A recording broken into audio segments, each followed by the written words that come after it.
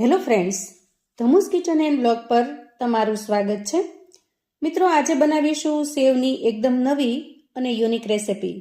નહીં બિરંજ સેવ કે નહીં સેવૈયા ખીર. ખરેખર આ રેસિપી પહેલાં તમે ક્યારેય જોઈ નહીં હોય કે બનાવી પણ નહીં હોય. ખૂબ જ ટેસ્ટી અને સાથે હેલ્ધી પણ બને છે. વળી બનાવવાની રીત સાવ સરળ છે. એકદમ આસાનીથી ઘરમાં રહેલી વસ્તુઓથી જ બનીને તૈયાર થાય છે. સૌથી પહેલાં આપણે આ રીતે જે ઘઉંની બિરજ સેવ આવે છે એ સેવ લઈશું. આ સેવને મશીનમાં તૈયાર કરેલી હોય છે, એટલે એકદમ ઝીણી અને બારીક હોય છે. પહેલાંના સમયમાં ઘરે હાથે વણીને પણ ઘઉંના લોટની આ રીતની સેવ બનાવવામાં આવતી, પણ હવે મોટે ભાગે આપણે બજારમાંથી પેકેટની સેવ લાવતા હોઈએ. અહીંયા અંદાજે મેં 100 ગ્રામ જેટલી સેવ લીધેલી છે. આ સેવ છે એ લાંબી સળીની અંદર હોય છે, તો અહીંયા હાથની મદદથી આપણે થોડી અમથી એને ક્રશ કરી લેવાની. સાવ ભૂકો નહીં, પણ થોડી ઘણી. જુઓ, આ રીતે આપણે ક્રશ કરી લેવાની. તો આ રીતની સેવ બનીને તૈયાર થશે. હવે આપણે સેવની અંદર દહીં ઉમેરીશું. દહીંને મેં સેવ કરતાં અડધા ભાગનું લીધું છે, અને આ દહીં છે એ મેં મોળું દહીં લીધું છે.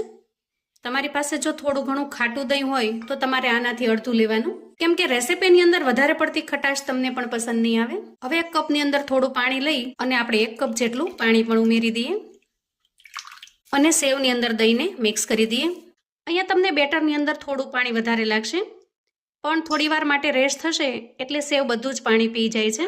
દહીંને મેં અહીંયા ફેટીને લઈ લીધું છે, જેથી કરીને દહીંની અંદર જે ગાંઠા ગાંઠા રહે છે એ ન રહે અને એકદમ સરસ ક્રીમી ટેક્સચર વાળું બની જાય. સારી રીતે દહીં સેવની અંદર મિક્સ થઈ ગયું છે. રેસિપીમાં એડ કરવા માટે મેં થોડા વેજીટેબલ્સને આ રીતે કટ કરી લીધા છે.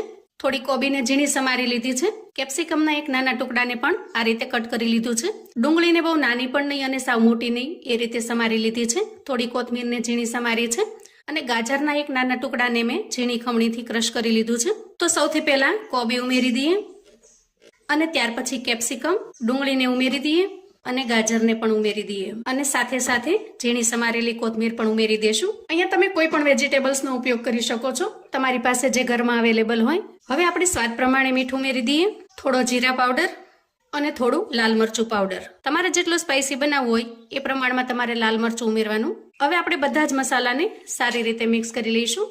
આ રેસિપીને તમે ઘરમાં રહેલી વસ્તુથી આસાનીથી બનાવીને તૈયાર કરી શકશો અને વળી વેજીટેબલ્સથી ભરપૂર હોવાથી સ્વાદિષ્ટ હોવાની સાથે સાથે હેલ્ધી પણ બને છે.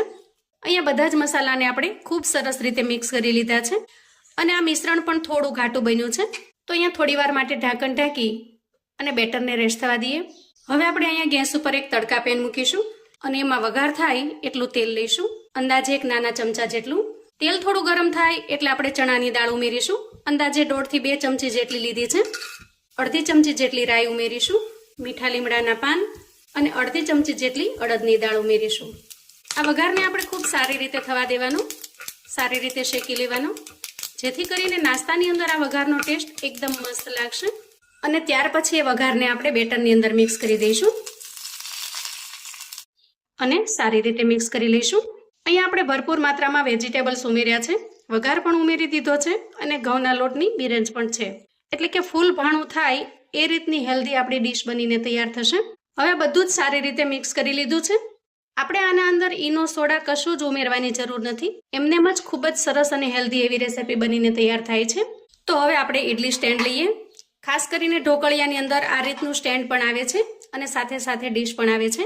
અહીંયા ઇડલી સ્ટેન્ડના બધા જ બોક્સની અંદર થોડું થોડું ઓઇલથી ગ્રીસ કરી લઈએ, જેથી નાસ્તો એકદમ આસાનીથી ડિમોલ્ડ થઈ જશે.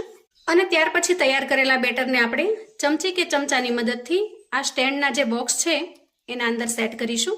તમારી પાસે જો આ રીતનું ઇડલી સ્ટેન્ડ ન હોય તો તમે વાટકાની અંદર, ગ્લાસની અંદર કે કોઈ પ્લેટની અંદર પણ બનાવી શકો છો. વાસણનો જેવો શેપ હશે એ રીતનો શેપવાળો નાસ્તો બનીને તૈયાર થશે. જુઓ, આ રીતે બધા જ બોક્સની અંદર એક સરખો સેટ કરી દેવાનો. દરેકનો શેપ એક સરખો આવે એ રીતે આપણે મિશ્રણ એડ કરેલું છે. તો આટલી તૈયારી કર્યા પછી હવે આપણે ગેસ તરફ જઈશું. અહીંયા ઇડલી મેકરમાં પાણી સરસ રીતે ગરમ થઈ ગયું છે. મેં અગાઉથી એને ગરમ થવા માટે મૂકી દીધેલું. હવે આપણે એના અંદર ઇડલી સ્ટેન્ડ ગોઠવી દઈએ અને ઢાંકણ ઢાંકી અંદાજે 10 થી 12 મિનિટ સુધી સારી રીતે થવા દેવાનું. નાસ્તાને બનતા થોડો સમય લાગે છે, ત્યાં સુધીમાં તમે ઘરનું બીજું કોઈ પણ કામ કરી શકો છો. અંદાજે 10 મિનિટ પછી આપણે ખોલીને ચેક કરી લઈએ. વાહ, જુઓ એકદમ સરસ રીતે ચડી ગયા છે. આપણે અહીંયા ચેક કરી લઈએ. જુઓ, કાંટી એકદમ ચોખ્ખી બહાર આવે છે, એટલે કે નાસ્તો ખૂબ સરસ રીતે તૈયાર થઈ ગયો છે. આપણે અહીંયા ગેસની ફ્લેમને બંધ કરીશું અને સ્ટેન્ડને બહાર કાઢી નાસ્તાને ઠંડો થવા દઈએ. અહીંયા નાસ્તાને આપણે ડિમોલ્ડ કરી લઈએ. જુઓ, એકદમ આસાનીથી આપણે નાસ્તાને બહાર કાઢી શકીએ છીએ. આ રીતે ચાકુની મદદથી પણ આરામથી નીકળી જશે. એકદમ ટેસ્ટી અને ખૂબ જ મજેદાર એવો નાસ્તો બનીને તૈયાર છે. કોઈ પણ ચટણી સાથે, ટોમેટો કેચઅપની સાથે, લીલા મરચાની સાથે આ નાસ્તો ખૂબ જ ટેસ્ટી લાગે છે. અહીંયા હું તમને તોડીને બતાવું. જુઓ, સોડા કે ઈનો વગર પણ એકદમ સરસ જાળીદાર બન્યો છે અને જોતા જ ખાવાનું મન થઈ જાય એવો ટેસ્ટી લાગે છે. તો સાંજે નાની હળવી ભૂખની અંદર અથવા તો સાંજે કશું હળવું બનાવવું છે તો પણ તમે આ નાસ્તો બનાવીને તૈયાર કરી શકો છો અને બાળકોને લંચ બોક્સ કે ટિફિન બોક્સમાં પણ બનાવીને આપી શકો એવો ટેસ્ટી બને છે. ઘરમાં નાના મોટા સૌને આ નાસ્તો ખરેખર ખૂબ જ પસંદ આવે એવો ટેસ્ટી લાગે છે. તો મિત્રો, આવું અવનવું જાણવા માટે અને મને સપોર્ટ કરવા માટે ચેનલ પર જો તમે નવા છો તો પ્લીઝ ચેનલને સબસ્ક્રાઇબ કરો. વિડીયો ગમે તો લાઈક અને શેર કરો. તમારા સગા સંબંધી મિત્રોને પણ આપણા એકદમ ટેસ્ટી એવા નાસ્તાની રેસિપી ચોક્કસથી મોકલી આપજો, જેથી એ લોકો પણ બનાવીને તૈયાર કરી શકે, એન્જોય કરી શકે અને એના પરિવારને પીરસી શકે. કોમેન્ટમાં મને ચોક્કસથી જણાવજો મિત્રો કે આજની આ રેસિપી તમને કેવી લાગી છે. ફરી મળીશું એક નવી રેસિપી સાથે. ત્યાં સુધી આવજો મિત્રો.